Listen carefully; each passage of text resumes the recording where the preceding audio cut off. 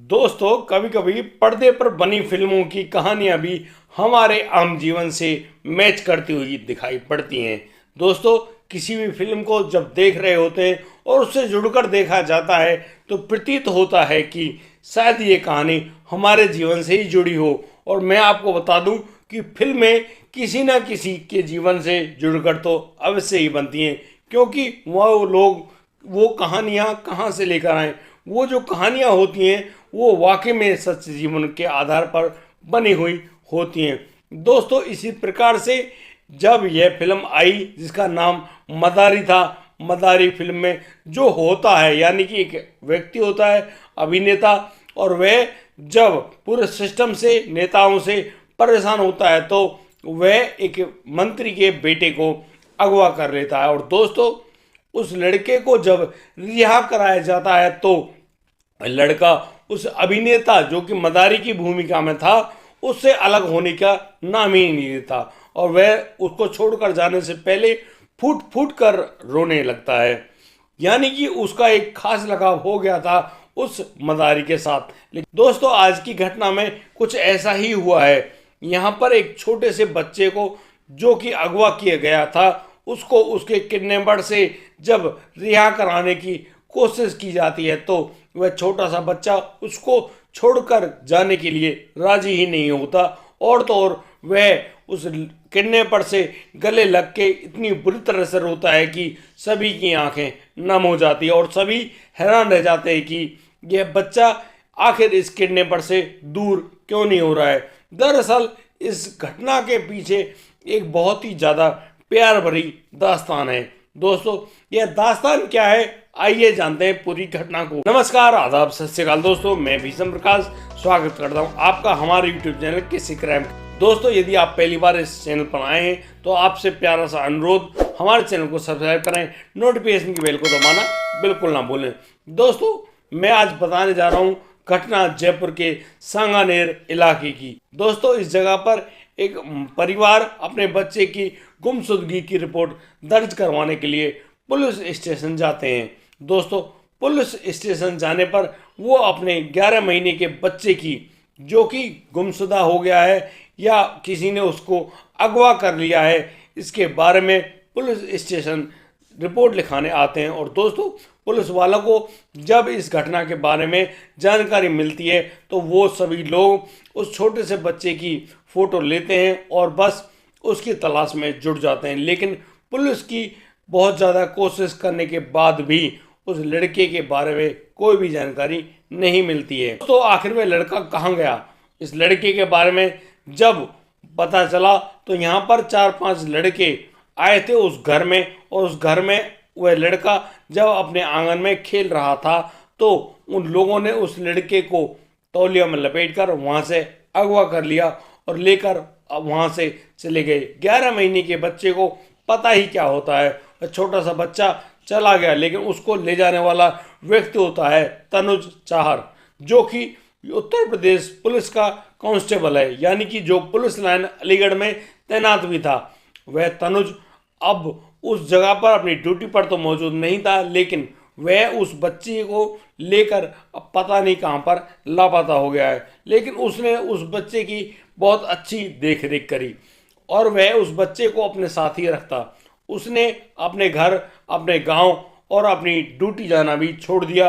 वह अब उस बच्चे का ही ख्याल रखता और बच्चे के साथ ही अपनी ज़िंदगी गुजर बसर कर रहा होता है। दोस्तों, मैं आपको और बता दूं कि तनुज चाहर उसने इस घटना को क्यों किया, क्यों उस छोटे से बच्चे को अगवा किया, जब वह गिरफ्तार हुआ तब जाकर उसने इस बात का खुलासा किया कि वह उस छोटे बच्चे जिनका नाम कुक्कू उर्फ पृथ्वी था, पृथ्वी उस लड़के का नाम था, लेकिन प्यार से छोटे बच्चे से कुक्कू बोलते थे, और यह वही कुक्कू था जिसको अगवा किया गया था। दोस्तों, तनुज बताते हैं कि वो बहुत ज़्यादा प्यार किया करता है कुक्कू की माँ से, और उनकी माँ भी उनसे बहुत ज़्यादा प्यार करती है। और तो और उसने इस बात का भी खुलासा किया कि यह बच्चा किसी और का नहीं, उसका अपना बच्चा है।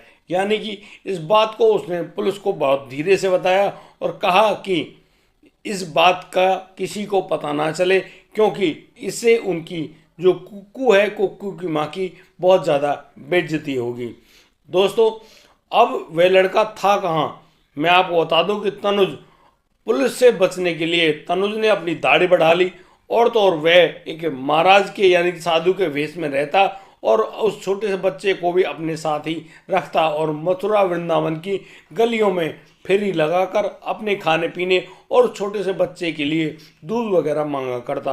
और दोस्तों इसी प्रकार से उसने यमुना जी के किनारे पर एक छोटी सी कुटिया बना ली थी और उसी कुटिया में अपने उस छोटे से बच्चे के साथ रहा करता। दोस्तों धीरे धीरे वह छोटा बच्चा भी बड़ा होने लगा था और यहाँ पर तनुज बहुत अच्छे ढंग से उस छोटे से बच्चे की देख रेख करने लगा था और अब यहाँ उन दोनों व्यक्तियों में अच्छा सा लगाव बन जाता है, यानी कि ना तो तनुज उस बच्चे से दूर होता ना ही वह बच्चा उस तनुज से दूर हो पाता।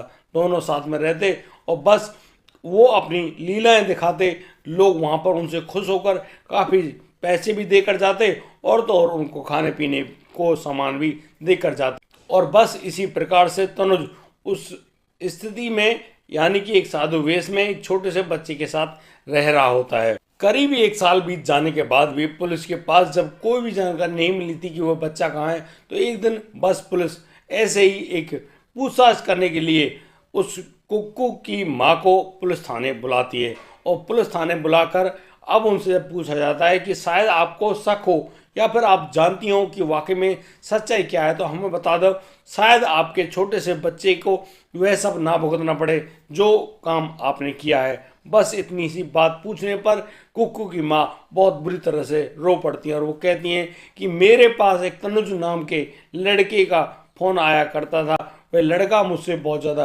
प्यार किया करता था और वह